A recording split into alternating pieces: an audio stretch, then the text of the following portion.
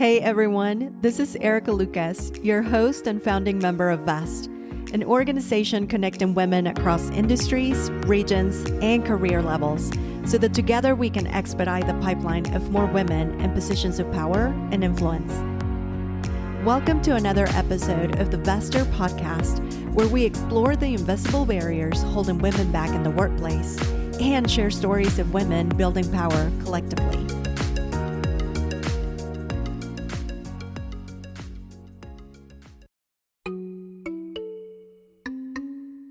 If you've not read any of my books yet, I would say start with the Memo and then work your way to Right Within, because it's a different type of read, a deeper dive into if you really want to heal, because healing can be messy, right? But it's always going to be worth it. And one of the things that I realized after spending 15 years in corporate America is that I had a lot of baggage. I didn't realize what the baggage was, but people will say, bring your authentic selves to work. But if you've been in these environments as the only or one of few, you don't know who your authentic self is anymore. Okay. Right. So you got to figure it out. Because like you said, Vanessa, they will try you every day. And now you're like, who am I? I don't know.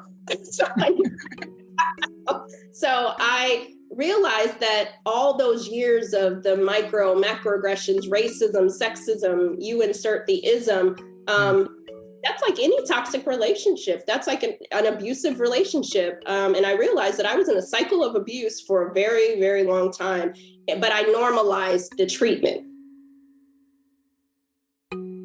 In this episode, we talked to Minda Harts, best-selling and award-winning author of The Memo, What Women of Color Need to Know to Secure a Seat at the Table, Right Within, How to Heal from Racial Trauma in the Workplace, and You Are More Than Magic.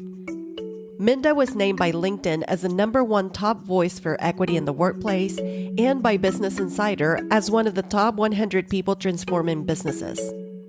Special thanks to VEST member, founder, and CEO of Open Design Collective, Vanessa Morrison, for moderating this session. You can access Minda and Vanessa's full bio, LinkedIn profiles, and show notes on our website at www.vesther.co/podcast. This episode is sponsored by Audible, the leading provider of audiobooks, podcasts, guided wellness programs, theatrical performances, and more. They have over 1,000 titles for you to choose from, including our guest books, The Memo, Right Within, and You Are More Than Magic.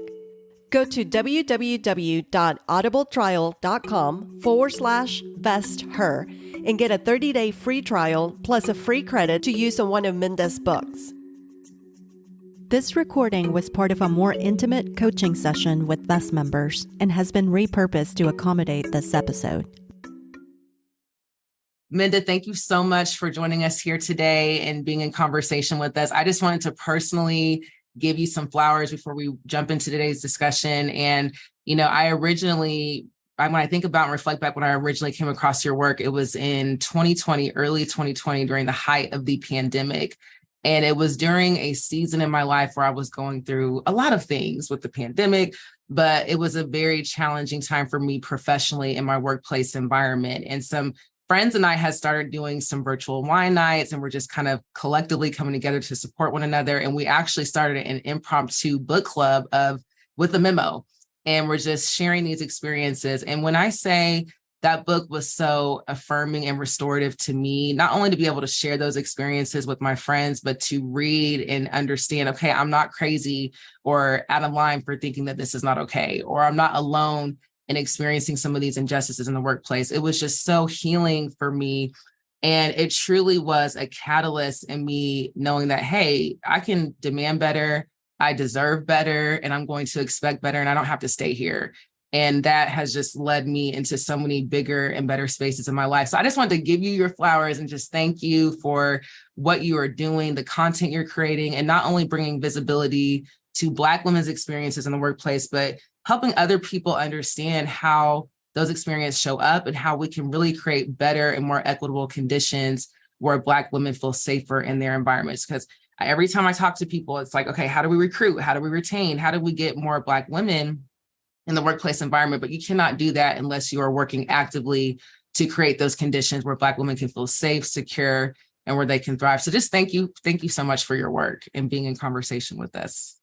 Well, thank you so much, Vanessa, for those kind words. When I started this journey, I was writing kind of out of my own therapeutic place, right? And then I realized that I wasn't just writing my story; I was writing many of our stories. So again, thank you for the kind words, and thank you to the Best Community and Erica for inviting me. Honored to be here with you all today. You could be anywhere on the internet, and you're here with us. So thank you. I appreciate it. Yes.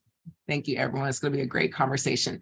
So, Minda, I wanted to start off by asking you what led you to this work. And I know it did take a lot of courage for you to come out, because you're not just, again, speaking about a general community, you're speaking about your own individual experiences that you have lived through and had to navigate throughout your professional trajectory. And so what would you say sort of was the catalyst for you and led you to creating this type of content and being a thought leader in this space about Black women's experiences in the workplace?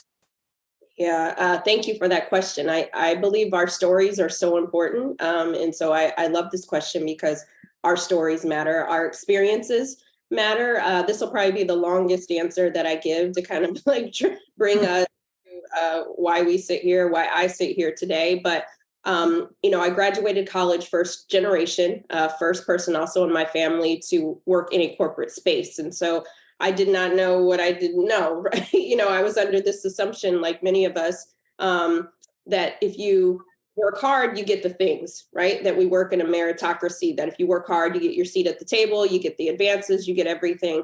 And when I entered into my first corporate role, I was the only woman of color, only Black woman, sometimes the only woman in the space, and out of hundreds of employees. And I was not prepared for what that meant for me. And my first manager, we'll call him Chad for today. Chad, he saw that I had on burnt orange fingernail polish, and he said, "You people love your bright colors." And he joked around for 15 minutes about how Black people like bright colors. And this is my manager, right?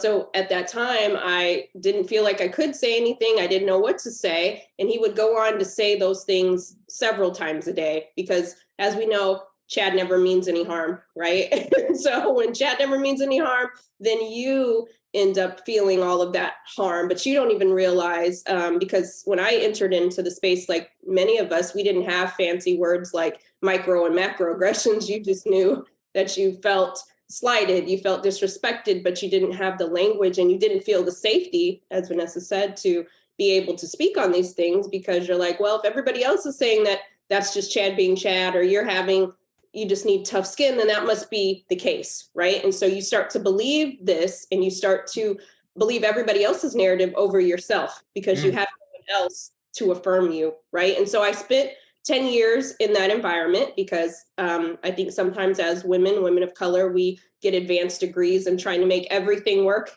right? And so I'm like, I have to work, I have to make this work. And so longer story short, I also, was the person in my family that quote unquote made it. I'm the oldest of 3 kids. And so I had all these other responsibilities that I felt tied to, that I also could not make certain decisions because I didn't feel that I could, right?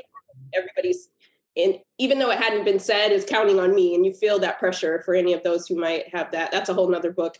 But I ended up leaving that space and going to another space. But what I didn't realize, Vanessa, is that I had taken all of this baggage, all of this trauma, all of these things that I had been enduring for the last decade, but I didn't have words for it. And it did start to impact me, but I didn't realize how it did until I got to the next environment. And again, I apologize. This will be the longest, but just to set the table is I go to this next environment, and I believe that this may be the space for me, right? Because I realized that after spending a decade in one career, I could not change the dynamics. I could not change them by myself. And so I said, okay, I saw Black Lives Matter demonstration taking place outside my window before I left that particular company. And it was the murder of Trayvon Martin. And it was the first time that I actually felt like this impact on me, even though these murders had been happening for a lot, but it's the first time that I kind of like paid attention in a sense, right? I'd been working really hard with my head down, and then I looked up and I saw Trayvon's face, and I saw that of my brothers. I saw it of my cousins, and it hit different for me. And I started to think about excuse me, what does Black Lives Matter mean inside the workplace, right? What does it mean on the About Us pages? What does it mean on for advancement? What does it mean for pay equity? And I started to think about those things in a way that I hadn't considered before. But again, at that time, I thought I was waiting on somebody else to save me. I was waiting on somebody to say the thing. I was waiting on somebody else to write the book. So I realized that this space was not for me. I'm barely surviving here, making good money, but I'm barely surviving, right? So I move on to this next place. And they said all the things that my last place didn't say in terms of diversity, equity, and inclusion, belonging. They said all the things. I'm like, well, if they're saying these things, then they must be true, right? And so I go to this new environment, and it was everything but that, right? And I again enter into the space as the only. And so I already knew what that experience was like. So I thought, okay, I already understand how to navigate those politics in some way. But because they're saying these words of diversity, it must be a different environment. If you read the memo right within, it's 100 times worse than what I left. And over another year of working in that environment, my mental health started to get impacted. I started to get anxiety attacks. I started to get panic attacks, depression. My weight was up and down, and I could not figure out what was the problem, right? I kept thinking that it was me because no one else is affirming you in these environments. And so it got so paralyzing that in some meetings I could barely say my name. That's how bad it had got. But to the outside, many people probably just didn't understand what it was because I had one of the most successful years on paper in my career. Even in that battle, I still was top tier work, right? And so after a year in that environment, thinking things might change, I decided, you know what, Minda, you've always had your voice. You just have to decide how to use it. I was waiting on somebody else to say it. I was waiting on some ally to show up. I was waiting on my manager to be a manager and lead, and nobody was helping me in this environment. And everybody was watching this unfold with another colleague. And I said, well, I do have my voice. And so I advocated for myself at the most senior levels to say, hey, can you partner with me to remove this barrier? It's not one that I created. It took a word that you mentioned, Vanessa, courage, the ability to do something that frightened one. I'd spent my whole career not showing up for myself in the ways that I needed because of fear. And I said, let my curiosity be larger than my fear in this moment. Let me think about myself in a way, even though I was struggling to even show up in myself for myself in that way. Longer story short, take that little bit of courage. Sometimes it's a small sliver. And I go and have a conversation with the most senior woman there. And I said, hey, I uprooted my life from one coast to the other. I didn't create these situations that are going on. Can you please remove this barrier for me?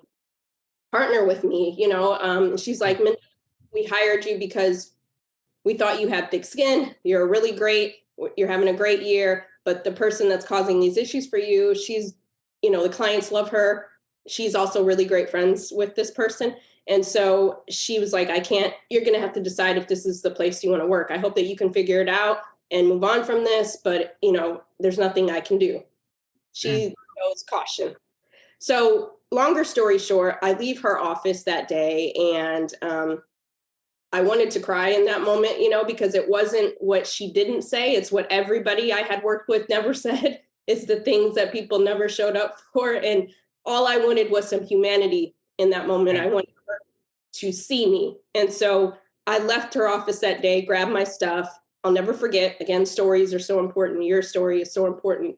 2014, it's a Friday. I'll never forget it. I grab my stuff, go into my car. In the car, I cry. If anybody's ever had those just deep, heavy cries, because I cried for me. I cried for anybody else who had experienced these inequities in the workplace. I felt like I had done everything. I had changed my name. I wore my hair the straightest. I assimilated. I came in early. Bob liked the red velvet cupcakes. I make the red velvet cupcakes. I'm doing all the things, and no one is seeing me, right? And I could not quit. I was in a space where I could not quit. And I get emotional every time I talk about it because I know that there's women out there right now who are feeling it. Maybe some of you are here right now, right? And I sat in that car and I just lashes on the ground, makeup on the ground. And I'm just like, God, I've done everything. And I can't keep on like this. My mental health is impacted, everything. And I just remember the word courage, the ability to do something that frightens one. Mhm. And I thought to myself, all the women who had come before me, I thought about my ancestors, my mother, my great grandmother, my grandmother, all the courage that they mustered up to make it a little bit better for me so that I could be in these spaces, right? None of them were able to work in corporate in those ways due to systems beyond our control. And so I thought about, I'm a beneficiary of somebody's courage. Who's Mhm. going to be a beneficiary of mine? Who's going to benefit from my voice? My voice is tied to somebody else's freedom. What am I going to do about that? I'm sitting in the car having this heavy conversation with myself, right? Not really sure what the answers are. I turn on the radio and Whitney Houston's Where Do Broken Hearts Go comes on the Yeah. radio. And at that moment, I'm laughing and I'm crying. I'm like, you're crazy, Minda. I'm like, God, you have such a funny sense of humor. And I said to myself, I thought, where do the broken hearts of women of color go when we can't take the workplace? Right.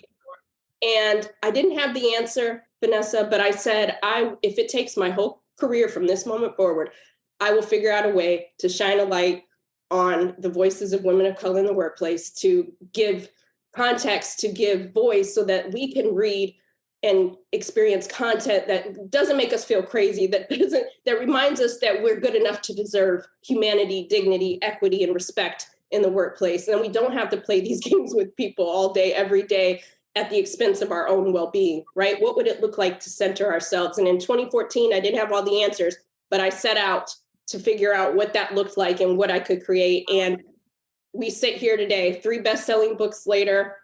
Courage has been the guiding force. If you would have asked me in 2014 when I felt at my worst, where I didn't even recognize myself anymore, from entering corporate in 2003 to leaving in 2019 is when I left corporate America. It was 6 months before the memo came out. And I took a leap and I said, I want people to benefit. And it was the first book by a major publisher about the experiences of women of color. And so never discount your voice, and know that everything that we do is not just for us, but it's for the ecosystem. And once I realized, Vanessa, that it wasn't just about me in that car, that it was something bigger, it fueled me. And I didn't even know I'd land here, right? I just knew that I could not keep up, and I didn't want the next generation to inherit a workplace that I had. I wanted to make the workplace better than I found it. And that's my why. And it's every day I wake up, that's my why. Yeah. Beautiful. I mean, 1000%. Yes. 100%. I think about when you mentioned that first generational pressure, that is real. And so you are existing in this space where you're experiencing trauma. You have this pressure as a first generational person to be in this space, to make it for your family. You almost feel guilty or start normalizing the dysfunction and toxicity because you're like, you know what, I made it here. People worked hard for me to be here. I can't let them down. But to your point, I'm just so grateful for what you're doing, because you are shifting culture. You are changing the game in a way where women who are coming up now and after us will not have to go through the same experiences and crisis and trauma that we've had to endure. And I'm just so hopeful for that. I know it's incremental, it will take time, but I'm so hopeful for what you're pushing and building for women across the world. So thank you. All right. So we have a copy of your latest book, You Are More Than Magic. And I'd love to hear from your point of view on why this book is so important and what you want your readers to really gain from it. Yeah, thank you for that. For me, I wrote the memo and I thought, because I never, sometimes we end up in spaces where you're not dreaming big enough. You don't even know what's possible for yourself. Right. I write this book, the memo, and then I write right within. And then I thought, wow, we need some of these conversations around what it's like to use our voice, self-advocacy, how to have difficult conversations. We don't need to wait till we get to the workplace to learn how to do these things. With young adults in our lives, right? And I thought about the whole concept of, Black girl magic. And let's be honest, every place that any of us have gotten to our life, it was way more than magic, right? It wasn't luck, it was grit, it was determination, it was hard work, right? And I think sometimes society fetishizes what it is that gets us to these places, right? And magic is cute and cool, but that's not what gets us here. And so I wrote this book, You Are More Than That. You are so much more than that. And I wanted to write kind of a love letter to young adults about how to use their voice, how to show up for themselves, how to network. So I guess you could say it's like the Memo, but for young readers. And I talk about my experiences as a teenager and, early college, just to remind them that they have their voices now. They don't have to wait till they're 18. They don't have to wait till they're 21. Right. How to negotiate your salaries now, even on your certain jobs that you're having? How do you have difficult conversations with people who don't have the same tools that you have? Right. So I really wanted to talk about those things to empower this next generation, because many of us may work with many of them. And I get the pleasure of speaking at a lot of companies and organizations. And I'll hear from, some of our more veteran employees, oh, those Gen Zs, oh, those, early millennials, they don't, what is the word they use? They need to do their time, right? They're using their voice. They're asking for the things. I say, wait a second. Don't you wish you would have asked for these things 20 years ago instead of waiting? Now, they may need Don't you want it to get better? They're realizing that they don't have to stay in this role for 15 years before they ask for what they want, right? So let's cultivate that voice. Let's not shut it down. Let's help them finesse it and work it out. And so I just wanted us to, again, to be partners with them. And so I even wrote the book in a conversational way, like I write my other books, and even some reading guides that allow for us to have this dialogue, because the multi-generational dialogue is so important. We all need each other. Our success is not a solo sport. And so I just really wanted to be able to pour into that group and as well pour into us. So if you have young adults in your life, it's graduation season, or just you have, or if you are, I also wrote it in a different way too. So if you are a teacher, right, that has students of color, or you're adopting, kids of color, that you have certain conversations, that you don't steer away from them, right? So valuing those. So I'm excited for that book. That's awesome. Yes. And like you said, those are skills. Those are not just things that you are just born knowing how to do. That is a skill that is to be learned. And the sooner we can get younger generations and even older generations familiar with how to use those skills, the better. When I was reading through your book, I was like, man, I could have used this like 10 years ago. I could have saved myself so much trouble if I would have just known like these practical, tangible skills. And to your point, yes, knowing how to navigate conversations with people who don't have the same skills as you, because some people will try you. A lot of times they will try to try you. And so how do you keep your vibration high and not get into that space with people as well? So yes, important skills. And I'm so happy that book is providing people with those tangible, actionable steps. All right. So also in your book, right within, you talk about trauma in the workplace and how to heal, and just day-to-day practices that women can look at and turn towards to help heal themselves and navigate those situations. So can you share more about how trauma might commonly show up in the workplace? I know you shared a lot in your first answer with us, but maybe some other examples of how that shows up so people can have a deeper understanding. Yeah, absolutely. Right within is, if you've not read any of my books yet, I would say start with the Memo and then work your way to right within, because it's a different type of read, a deeper dive into if you really want to heal, because healing can be messy, right? But it's always going to be worth it. And one of the things that I realized after spending 15 years in corporate America is that I had a lot of baggage. I didn't realize what the baggage was, but people will say, bring your authentic selves to work. But if you've been in these environments as the only or one of few, you don't know who your authentic self is anymore. Okay. Right. So you got to figure it out. Because like you said, Vanessa, they will try you every day. And now you're like, who am I? I don't know. So I realized that all those years of the macroaggressions, racism, sexism, you insert the ism, that's like any toxic relationship. That's like an abusive relationship. And I realized that I was in a cycle of abuse for a very, very long time.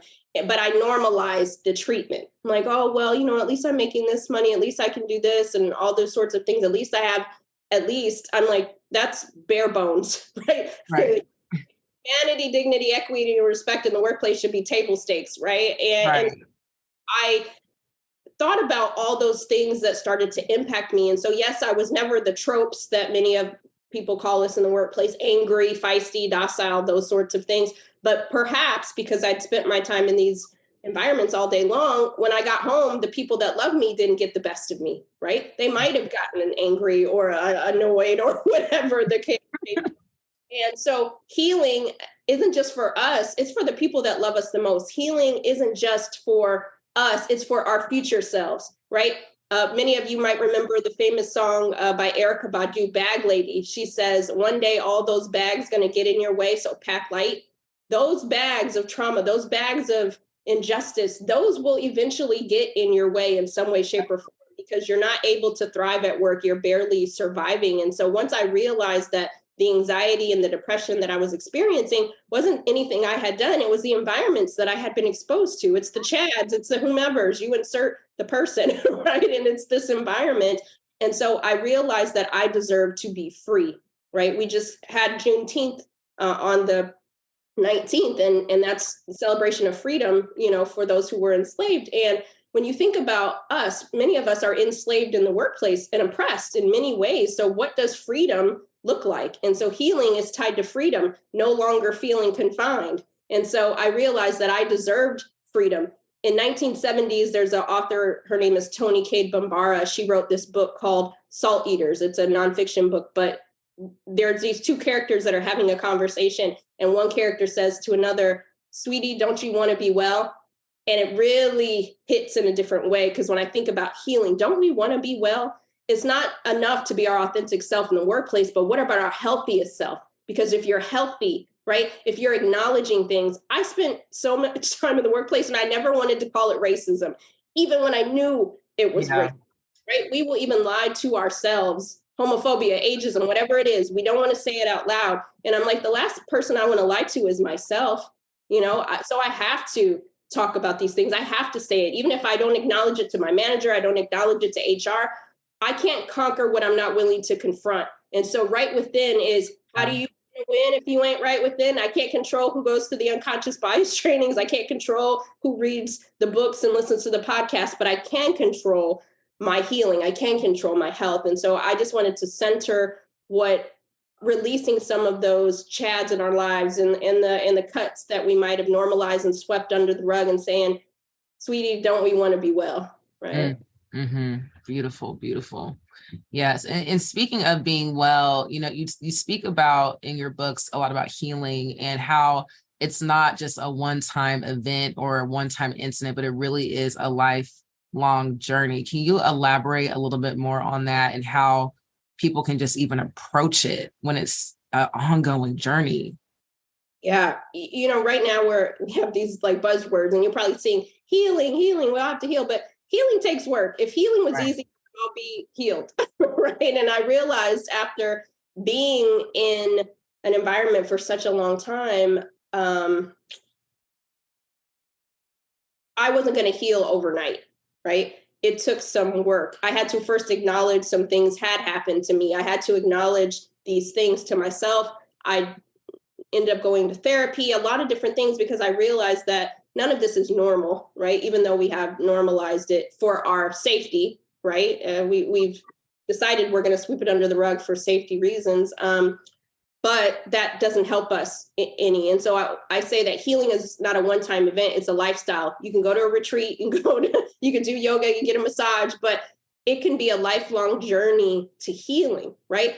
But the one thing that I will encourage is that for me, even, I'm still healing, but I'm so much better of a version of my best self, self today by doing that work, right? The people that love me, the decisions that I make, I can make them from a state of centered, not trauma, right? I can make it through abundance and not scarcity. And then also the people around me, I'm passing on tools to them, right? Not just tools of survival, but tools of thriving. Again, when I talk about healing, it's not just for us, it's for the ecosystem, right? If you think about each and every one of us, if we have healing in our toolkit, if we have self-advocacy in our toolkit, then we are passing that on. And we are now flipping the narrative to those that we work with to say, you know what? Healing is really boundary setting. Because when I look back over my career, it was the lack of boundaries that I never set that has been some of this, right? It's caused it. And in some cases, I was participating in my own oppression. And when you hear it from that, you're like, ooh, that's hard to hear that. it's kind of jarring, right? So realizing that I do have choices. I do have choices. And choices doesn't mean that you leave an environment. It means, you know what? I might need to have a conversation with somebody, because how can they know that this is causing me issues if I'm not basing the conversation in fact, right? If I'm not showing up for myself. And so, again, we are good enough. If somebody in our office can raise hell about the creamer being out or the coffee filters not being in, why can't I actually have a conversation about some real stuff that matters to me? Right. About my humanity. Yeah. So all of that to say is give yourself permission to have those conversations, because we call them courageous conversations, difficult conversations, but the more we have them, they become conversations. They become normalized, right? And so I've learned to say what I mean without saying it mean, right? And also, lastly, part of healing is no longer centering those people who are causing harm. Two things can be true at the same time. Someone may not may be well-intentioned and it's still causing harm, right? But oftentimes we center the person, the Chad, I'm using Chad. Oh, he didn't mean any harm. Oh, that's just Chad being Chad. But yet we have no humanity or empathy for the person that's always on the receiving end of that. And so we need to swap that equation. That is not helpful, right? 100%. Yes. Yes. Yeah. And I know in my healing journey personally, it can get frustrating. And I remember when I was early on in it, around that time when I made that shift professionally, I would say, man, I did the meditation, I did the yoga. Why do I feel like I'm going back and forth? But yes, to your point, it's a nonlinear process. It's a journey, and it might take a lifetime, but you can be better versions of yourself and evolve through that journey and not have to go through some of the same challenges as when you first started. And I also am too still healing from those experiences. But yes, I'm not, you said that you weren't the tropes. I was definitely some of those tropes. I was feisty, sassy, especially towards the end. They were hearing a lot from me, but I can just even see in my growth how I'm able to shift and react to situations better, because I've been doing that internal work, and I know I have some time to go and a journey to go, but yes, we can continue to evolve in that journey over time. So thank you. So we know that with healing, it's so important to have a community of support and peers in that effort, in that space. And so with women, Black women specifically, who are already isolated in the workplace, but we don't have those skills and know how to build those relationships, or maybe don't have people that they can relate to who understand what they're going through, how can they work or approach building that support system for themselves?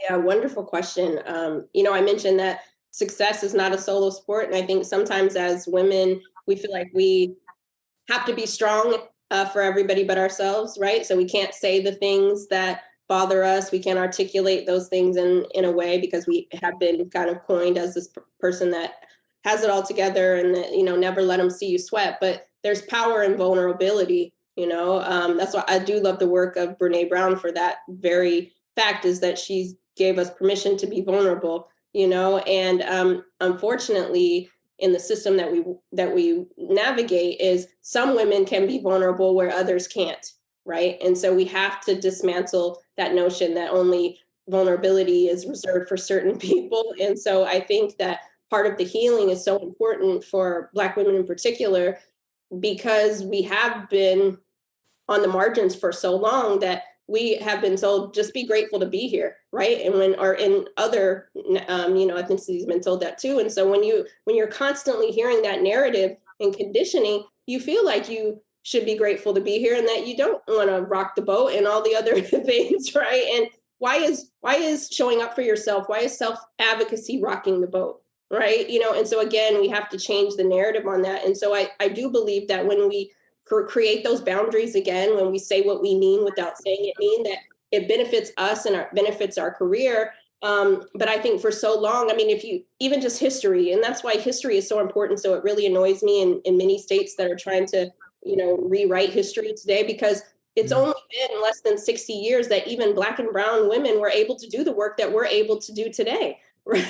So it takes courage. It takes the healing, it takes the self-advocacy for us to push forward. Think of what we've been able to do in the last even 3 years since the unfortunate murder of George Floyd, how many of us have gave ourselves permission to say the thing, to ask for what we want, right? And so we cannot go backwards, right? We have to continue to move forward. And again, the reason why I say it's so important for us is because, again, our voices are tied to someone else's freedom, right? And when you think about it in a larger context, again, you're realizing that we really are in this together. We are connected. And so I often say, think about the consequence if we don't speak up. Right. The consequence if we don't show up for each other. Think about the consequence if we don't leave that job, right? You know, again, the stories that we tell ourselves about ourselves is so important, because once you understand that you are good enough to deserve it, you'll say, you know what, I'm gonna see what it looks like to work somewhere else, right? Or I'm gonna jump on my own, that we have options. Again, I think sometimes women of color, we don't feel like we have any options, or we'll say those things like, oh, well, it's the devil that I know. But why would you even want to play with the devil, right? Right, at all. Right. At all. You ever get what you want. Right. Yeah, 100%. Yeah.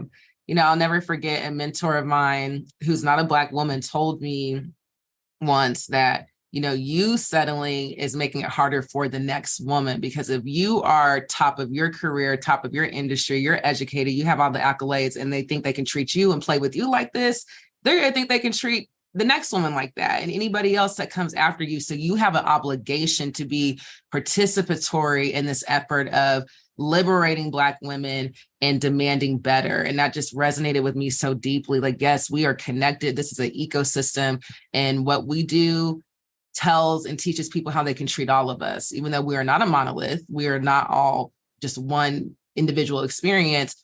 That's a lot of times how people approach our community. And so when we settle, we're setting a precedent for them to play with other people's lives. And we can't keep doing that. Like you said, we cannot go back. So thank you for that. All right. So we, thinking and reflecting on women and how women can have different experiences at work. And of course, we know that's directly tied to race, ethnicity, sexuality, background, economic status, and more.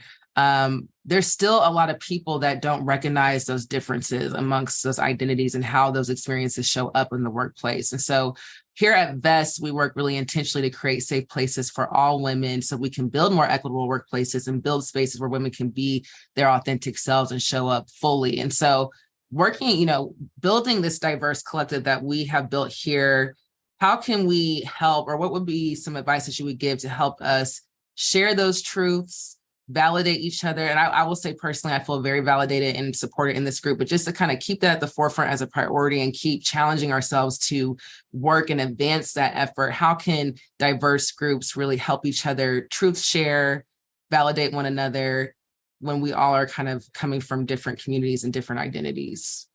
Yeah, I love this question so much because there is proximity to power. There's proximity to privilege, right? Some of us are closer to proximity of power and privilege than others, right? Even though we all might identify in a similar group, some of us have more access to privilege than others. And I think it's very important to not shy away from that, and that we leverage it, right? We leverage it for each other. I think sometimes the word privilege has been made to be a bad word, but it's actually bad when you're not using it. Right. So how can we make someone else's seat safer? You can't make someone else's seat safer if you don't understand what's causing the seat to be uncomfortable in the first place. Right. And so understanding that each of us has an opportunity to be able to make someone else's seat safer when we listen. Right. A lot of what we've been talking about today, Vanessa, is about courage, the ability to do something that frightens one, using our voice, knowing that we have one. We just have to decide how we want to use it. But the other part of courage is also being a courageous listener,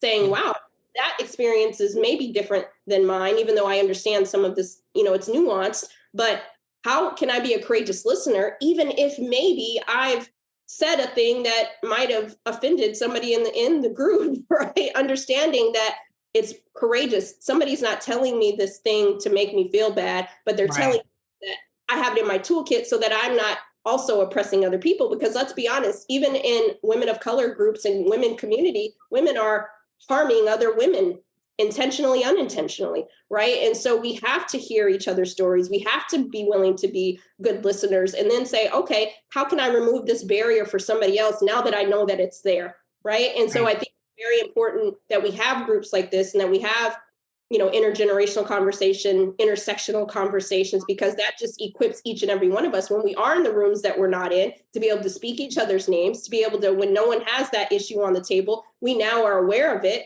So for me in particular, when I'm advocating for women, I'm not just advocating for myself. I'm not just advocating for Black and brown women, but I'm like, okay, what about the women who are not included, right? Trans women, or, however people might identify, non-binary, individuals. I need to be able to also educate myself so that I can show up in the ways that I need to for those communities as well. And so when I think about allyship, when I think about support systems, I also think it's not reserved just for, certain groups. We all can be that for each other. And so I think it is important that we read each other's books, that we listen to each other's podcasts, that we show up at the ERGs for even people that we may not identify as, because we become better humans, better managers, better leaders when we understand the experiences of how we can make everybody experience the workplace in a better way. And so I do believe that communities like this are very important, but let's also not get to the space where we know everything,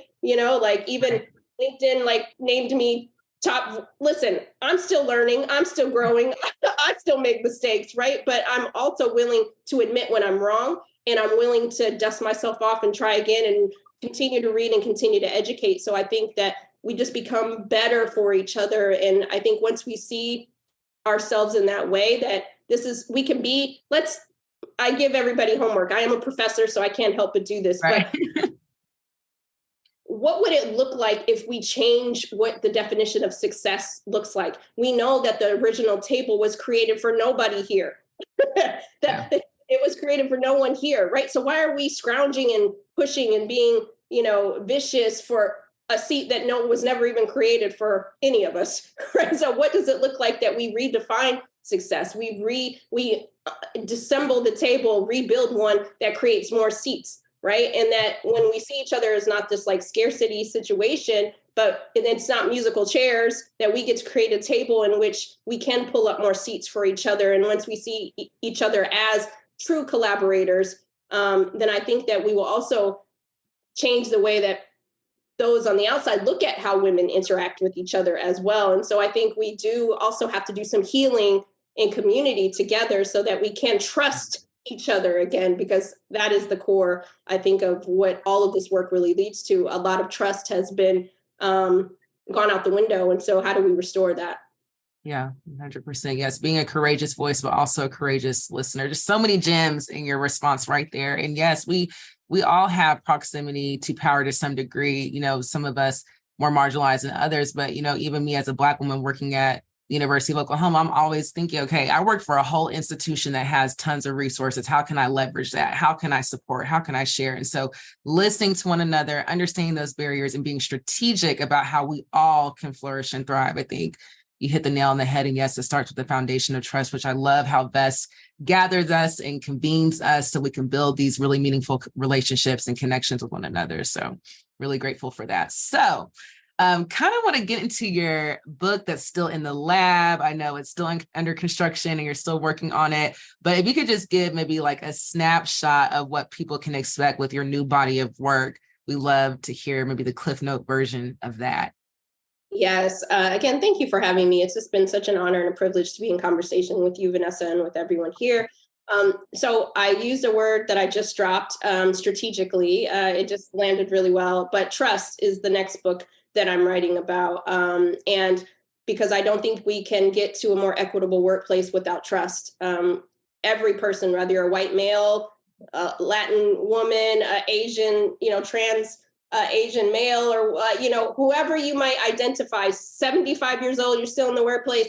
Trust has been an issue for all of us. We've been made promises that never seem to come to fruition, all these different things. And so I'm working on Under Construction is my next book, and it's about how we restore trust in a broken workplace. And so, and this book is exciting for me because I had mentioned before we went live that this is my crossover album. I plan to write a broader book because I feel like this issue is an issue that everyone is experiencing right now. And if I can lend my voice to a conversation that's broader, then I feel like it brings us back to the memo. It brings us back to right within. It brings us back to healing and creating a workplace that works for everybody with some trust at the center.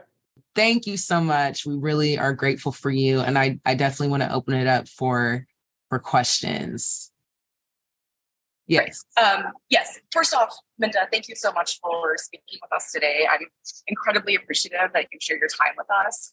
And speaking as someone who has been in the corporate world, and I understand my ableism and my privilege, my question for you is, what are your thoughts on shifting into that 100% full-time entrepreneurship life from that toxic corporate culture, while also giving back and amplifying multiply marginalized voices?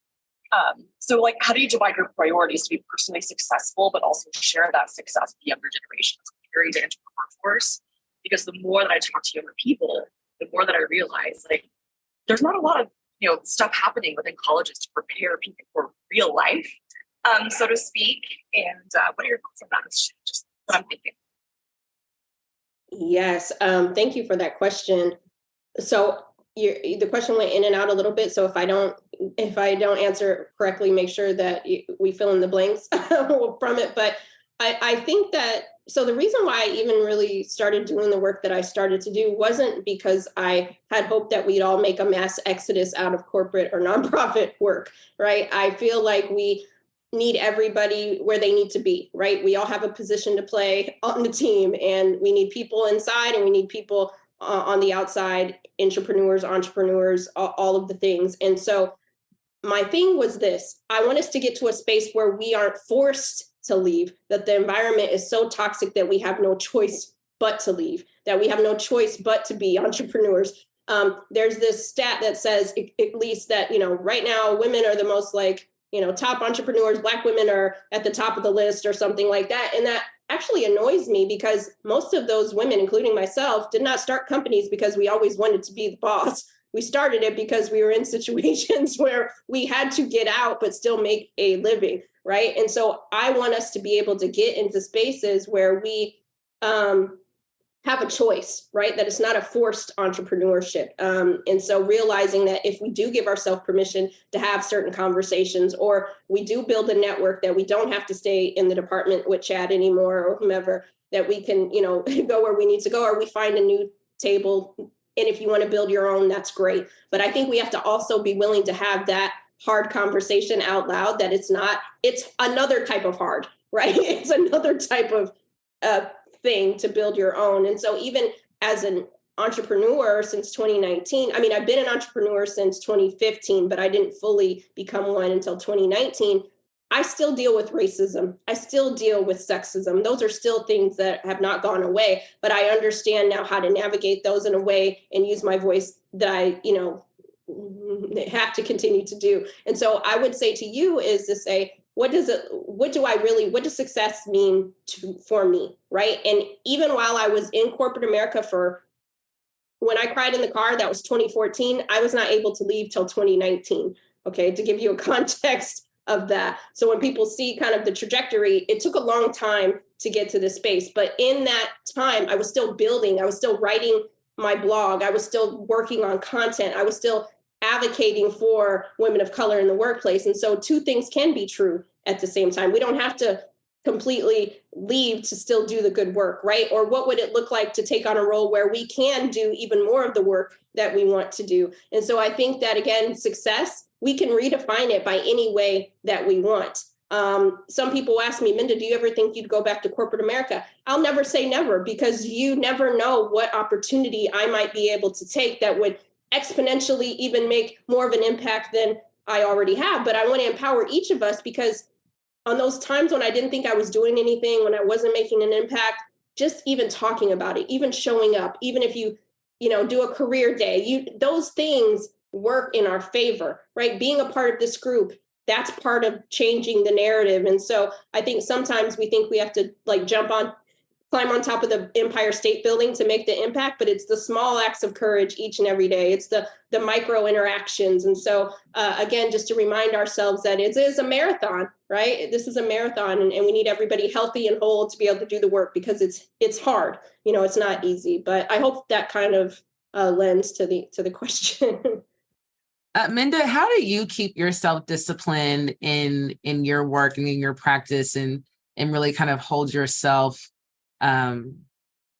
strong in this effort of making sure that you feel confident, that you're grounded, that you deserve these things? Like, do you have like a routine that you do, a meditation? Like, what does that look like for you? Oh, thank you. I joined communities like these too, because when I was in my former life, I didn't have an employee resource group. I didn't have a business resource group. So I think that some of the hard times that I might have had I had a community to talk to and to be affirmed in, might have helped me stick around a little bit longer, because then I would have been able to talk about these hard topics, not just internalizing them in my own head. So community is very important. That helps me. I have like-minded people in my squad, if you will. So on those days where I'm winning, on those days where I'm not sure, we affirm each other in both those ways. I do a lot of voice memos back and forth with people in my squad on those days.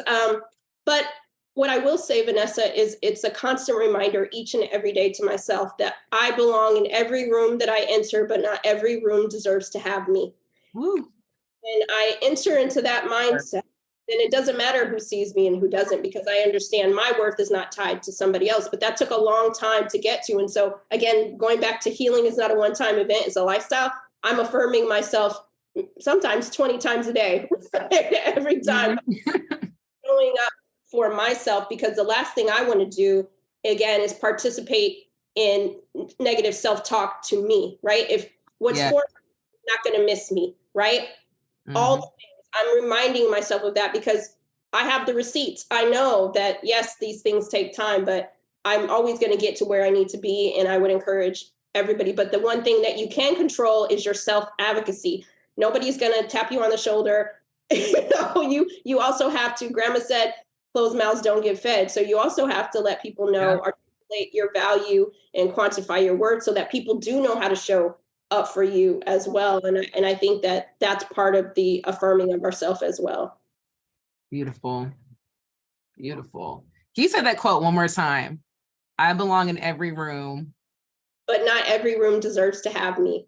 Because we're always trying to fit in, right? We're always trying to these things. That's right. Some rooms they're never going to get you. And that has nothing to do with you. Those are for, if they don't get the genius and the brilliance, they got to continue to do their healing, right? But that has nothing to do with me. Right. Not a reflection of us at all. I just put that on a sticky note. This is going right on my little screen to remind myself, because that is a whole word. Thank you for that. So powerful. If you enjoyed this episode, share it with a friend, and don't forget to leave us a review. And if you're ready to take your career to the next level, apply to join our community of professional women, all eager to help you get there and stay there. Go to www.besther.co and apply today.